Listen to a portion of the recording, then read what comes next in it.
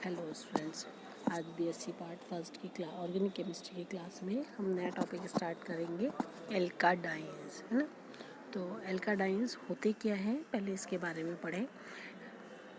एल्काडाइंस क्या होते हैं? ये वो एलिफेटिक हाइड्रोकार्बन्स हैं जिसके अंदर दो कार्बन कार्बन डबल बॉन्ड्स होते हैं, तब हम इनको एल्काडाइंस कहते हैं या डाई ओलिफिन्स कहते हैं।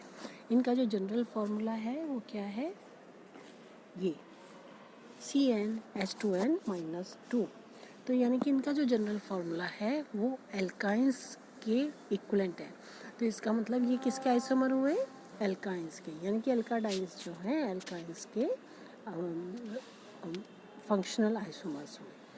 अब अगर किसी कंपाउंड में दो से ज़्यादा कार्बन कार्बन डबल बॉन्ड होते हैं, जैसे अगर 3 डबल बॉन्ड्स हैं तो हम उनको बोलेंगे एल्काट्राइन, है ना। और अगर 4 डबल बॉन्ड्स हैं कार्बन कार्बन के बीच में, तब हम बोलेंगे इनको एल्काटेट्राइन। तो इनका ये इस तरीके से हम इनको करते हैं। आज हम पढ़ेंगे एल्काडाइंस के बारे में। एल्काडाइंस क्या होते हैं? नोमेनक्लेचर, किनका नोमेनक्लेचर कैसे करते हैं? इसमें जैसे हम एल्केन्स का करते थे उसी तरह इसका भी नोमेनक्लेचर करते हैं। इसमें जितने भी कार्बन कंपाउंड्स कार्बन होते हैं उसके अकॉर्डिंग हेक्सा जो भी होगा, हेक्सा पेंटाड जितने हों, जैसे 3 है तो 3 के बीच में तो हो ही नहीं सकता, कम से कम 4 कार्बन चाहिए इनको। 3 के बीच में हो जाएगा तो कम से मिनिमम 3 कार्बन का हो सकता है इसमें। तो इस तरीके से ये उसके नाम पर दिया जाता है। जैसे कार्बन का जितना नंबर होगा उनका नंबर के हिसाब से फिर उसकी नंबरिंग करते हैं तो उस साइड से करते हैं जिस साइड से डबल बॉन्ड का नंबर कम आए, पोजीशन जो है उसकी कम से कम आए, तो इस तरह करते हैं। और जो पोजीशन होती है उसको हम दे देते हैं, और अगर कोई सब्स्टिट्यूएंट होता है तो उस कार्बन पर उसकी पोजीशन बता देते हैं। जैसे आप देखो, ये है हमारा ये क्या हुआ 1 2, है ना। यहाँ से हमने स्टार्ट करी 1 2 3, है ना। 3 कार्बन है, प्रोपा, है ना। 2 डबल बॉन्ड है तो डाइन, और डाइन्स की जो डबल बॉन्ड्स हैं उनकी पोजीशन दे दी 1 और 2, तो 1 2 प्रोपा डाइन। इसी तरह जो दूसरा है इसमें क्या है, 4 कार्बन है तो ये क्या हुआ ब्यूटा। 2 डबल बॉन्ड है डाइन, तो क्या हो गया, ये ब्यूटा डाइन हो गया। और फिर इसकी पोजीशन दे दी हमने 1 2 3, तो 1 3 ब्यूटा डाइन। इसी तरह 1 4 हेक्सा डाइन, क्योंकि इसमें 6 कार्बन है। और अगर कोई सब्स्टिट्यूएंट है जैसे यहाँ पे, तो हम यहाँ से स्टार्ट करेंगे नंबरिंग 1 2 3 4, तो 4 हो गए तो क्या हुआ ब्यूटाडाइन हो गया। सेकंड पर मिथाइल है तो क्या करेंगे 2 मिथाइल 1 3 ब्यूटाडाइन। तो इस तरीके से हम इनका नोमेनक्लेचर करते हैं।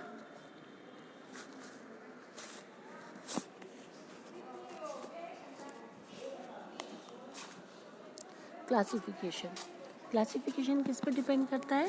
क्लासिफिकेशन जो हमारे डबल बॉन्ड्स होते हैं उनकी रिलेटिव पोजीशंस पर डिपेंड करता है कि उसमें कितने डबल बॉन्ड्स के बीच में कितने सिंगल बॉन्ड हैं।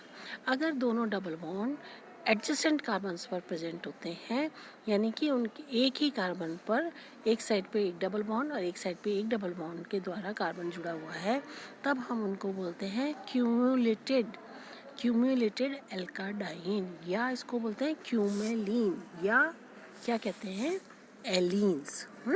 ये है ना, या तो एलीन कहते हैं या क्यूमेलीन्स कहते हैं या क्यूमुलेटेड एल्काडाइन। तो क्यूमुलेटेड एल्काडाइंस क्या हुए? वो एल्काडाइंस वो जिनके अंदर जो कार्बन कार्बन डबल बॉन्ड है वो एक ही कार्बन पर प्रेजेंट है। तो जैसे ये है हमारा इसका एग्जाम्पल 1 2 प्रोपाडाइन। तो जो सेंटर वाला कार्बन है इस पे इस साइड में भी डबल बॉन्ड है और इस साइड पे भी डबल बॉन्ड है, तो इस तरीके से ये क्या हुआ क्यूमुलेटेड हुआ, तो क्यूमुलेटेड प्रोपाडाइन। इसी तरह इसमें देखो आप 1, यहाँ से नंबरिंग किधर से स्टार्ट करेंगे 1 2 3 4 5, तो 5 कार्बन है तो पेंटाडाइन हुआ। और पोजीशन क्या है 1 2, तो 1 2 पेंटाडाइन, ठीक है। इसके बाद है कंजुगेटेड डाइन। कंजुगेटेड डाइन्स क्या होते हैं? कंजुगेटेड डाइन्स वो होते हैं जिनमें जो दो कार्बन कार्बन डबल बॉन्ड्स हैं वो एक सिंगल बॉन्ड के द्वारा सेपरेटेड हों, यानी कि डबल बॉन्ड और सिंगल बॉन्ड ऑल्टरनेशन में हो, है ना। एक डबल बॉन्ड हो, एक सिंगल बॉन्ड हो और फिर एक डबल बॉन्ड हो। तो जिस तरीके से फॉर एग्जांपल ये है 1,3-ब्यूटाडाइन, तो ये क्या हो गया? 4 कार्बन है ब्यूटा, 2 डबल बॉन्ड है डाइन, और उसकी अगर पोजीशन देखें तो 1 2 3, है ना। तो ये दोनों डबल बॉन्ड, ये वाला जो 3 कार्बन पे है और जो फर्स्ट कार्बन पे है, इनके बीच में एक सिंगल बॉन्ड है, तो ये कैसा कहलाया? कंजुगेटेड। तो इसको कहेंगे 1,3-ब्यूटाडाइन। तो ये किसका एग्जाम्पल हुआ?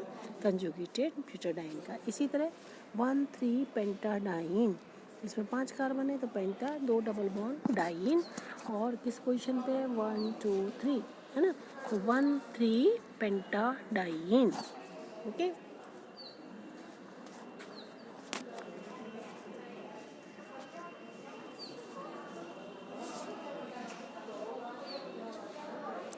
नेक्स्ट है आइसोलेटेड डाइन।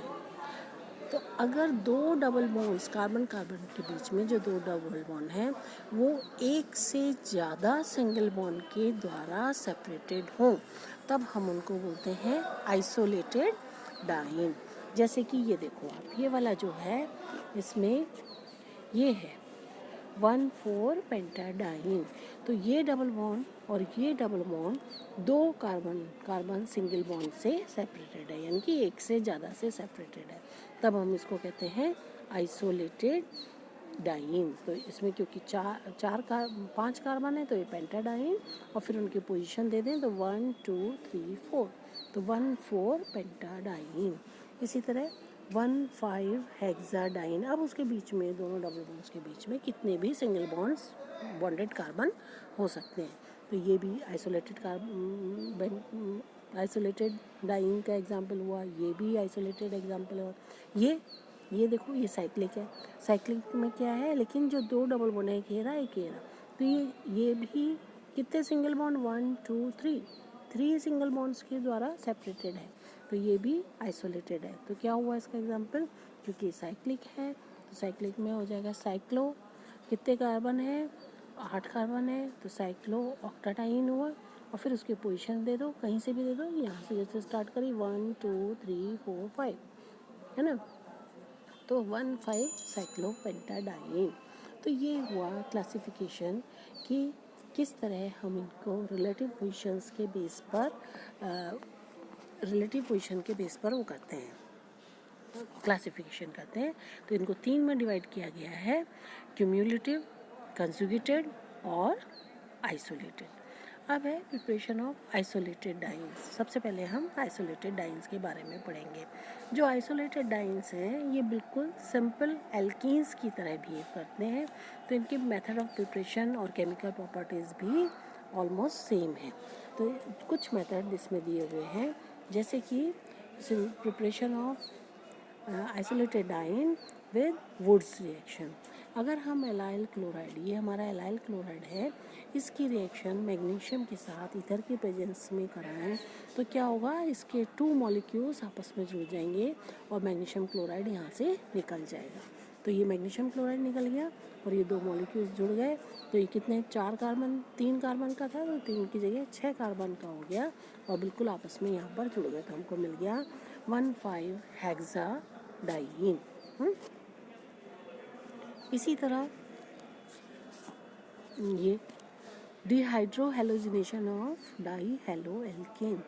तो अगर कोई एल्केन्स जिसमें 2 कार्बन पर हेलोजन हो, तब हम डाई हेलो एल्केन्स को अल्कोहलिक KOH के साथ रिएक्शन करते हैं तो बनेगा। जैसे कि ये है पेंटेन है, पेंटेन में फर्स्ट एंड लास्ट कार्बन पर ब्रोमीन है, तो 1,5-डाइब्रोमोपेंटेन है। जब हम इसकी अल्कोहलिक KOH से रिएक्शन कराएंगे तो क्या होगा? एक ब्रोमीन यहाँ से, एक हाइड्रोजन यहाँ से, एक ब्रोमीन यहाँ से, एक हाइड्रोजन यहाँ से, और 2 HBr निकल जाएंगे और आपको मिलेगा 1,4-पेंटाडाइन, है ना।